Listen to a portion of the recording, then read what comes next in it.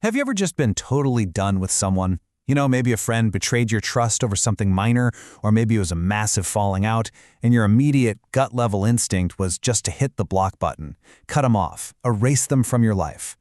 Well, welcome to another explainer, where we're going to unpack a really fascinating sermon text that contrasts our modern instinct to cancel with a kingdom-driven framework of restoration. We live in a world where cutting people off has basically become the default setting for conflict, but the source material we're looking at today proposes a radically different approach, asking us to consider what it actually takes to restore relationship instead of just walking away. In today's explainer, we're breaking this text down into 5 parts: the 2 cultures, the cost of holding on, the reconciliation process, the crucial difference between forgiveness and trust, and finally, the marks of real forgiveness. Let's get right into it. Part 1. The 2 cultures, a conflict of frameworks. Look, the text acknowledges something we all secretly know. Cancel culture feels incredibly natural. Honestly, it feels really safe. The logic is just so simple and protective, right? You wrong me, I expose you, and I erase you. It feels entirely justified because it instantly removes the threat. You get a clean break. But the sermon contrasts this instinct with what it calls gain culture. According to this framework, gain culture is designed to gain back what sin and conflict steal from us. Now, this requires immense vulnerability, which is definitely scary, but it's completely focused on restoring relationships, securing your personal freedom, and ultimately healing your own soul. It's a culture of restoration rather than a culture of erasure.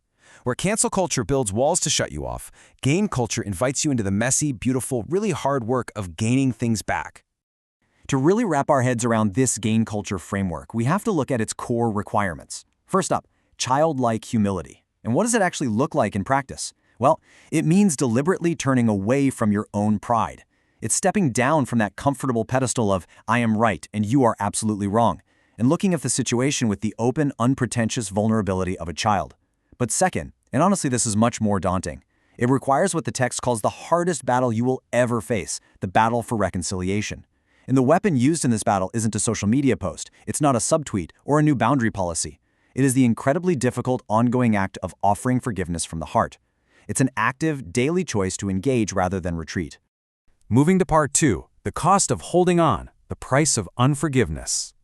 The text points us to a specific verse in Hebrews chapter 12, verse 15 to make a really powerful point. It warns against a root of bitterness. Think about a garden for a second. When a weed sprouts up, the root doesn't just sit politely in its own little patch of dirt, it spreads. It quietly chokes out the roots of the healthy plants around it. And the fascinating thing about a bitter root, as the sermon points out, is that it never stays small. Unaddressed hurt doesn't sit quietly in isolation, it grows. And as it grows, it poisons everything and everyone around you. It bleeds into how you treat your family, your friends, and it completely chokes out your own personal joy. Now, this is where it gets really relatable, because the sermon interprets the biblical idea of tormentors as very real psychological burdens. The book of Matthew talks about unforgiveness handing you over to tormentors. The source material takes this right out of the abstract and frames it as heavy anxiety, sleeplessness, and that agonizing habit of replaying an offense in your head at 2 a.m.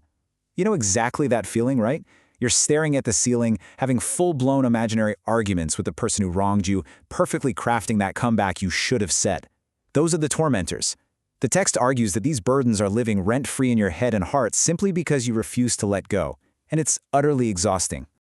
So why on earth do we do this to ourselves? Why do we hold on to the very things keeping us awake at night? The text outlines 3 specific roadblocks. First, ignorance. We simply forget the massive cost of the grace that's already been freely given to us in our own lives. Second, invalidation. We minimize our own flaws. We love to judge ourselves by our good intentions, but we judge others strictly by their actions. We tell ourselves, well, I'm not nearly as bad as that person, right?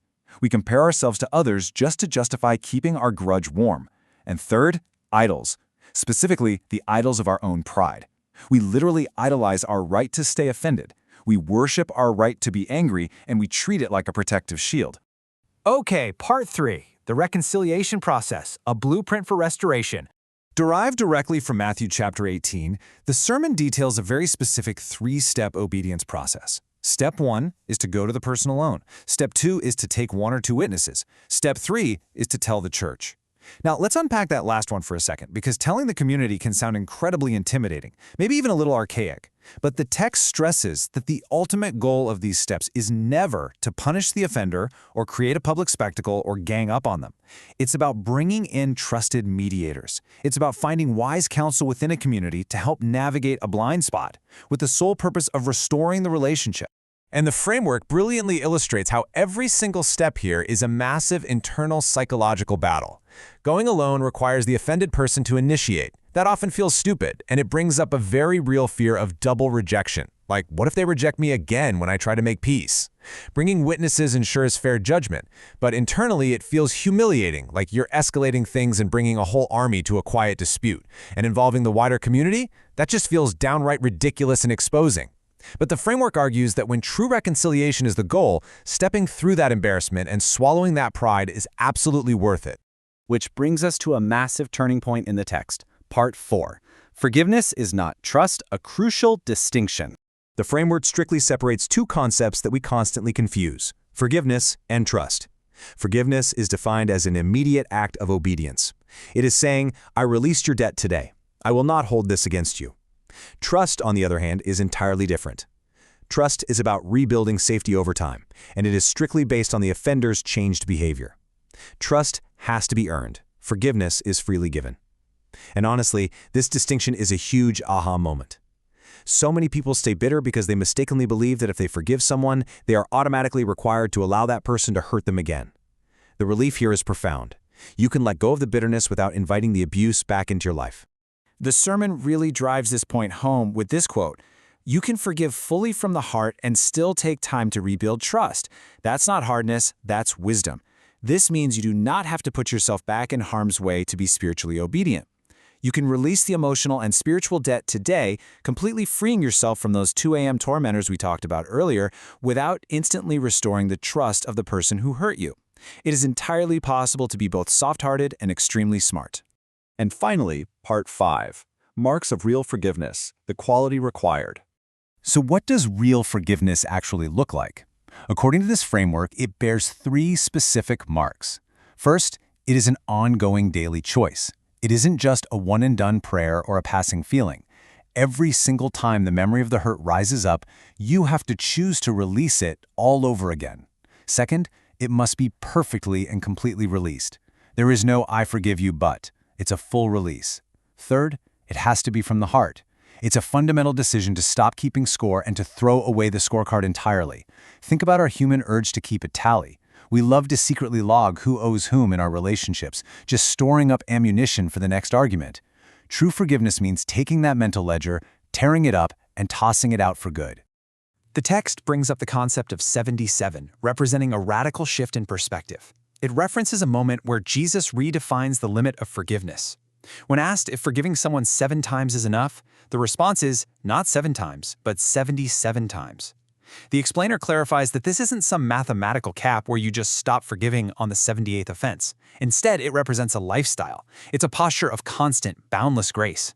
Because keeping count, that is exhausting. The math of resentment drains your energy. 77 is actually about freeing the victim, freeing you from the burden of keeping a record of wrongs. And this brings us to the ultimate superpower of this entire framework. Reconciliation requires their repentance.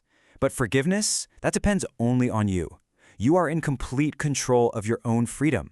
You can release the debt and walk away from the bitterness even if the other person never apologizes, never changes, and never comes back. Your peace is not held hostage by their actions.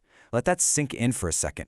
The key to your emotional and spiritual freedom is completely in your hands right now, regardless of what the other person decides to do. The source material leaves us with this incredibly provocative question, forcing us all to deeply reflect on the grudges we're currently holding. Who is your 77? Who is the person you have essentially canceled in your heart? Is there someone you are waiting on to apologize, while perhaps you just need to release the debt right now for your own freedom?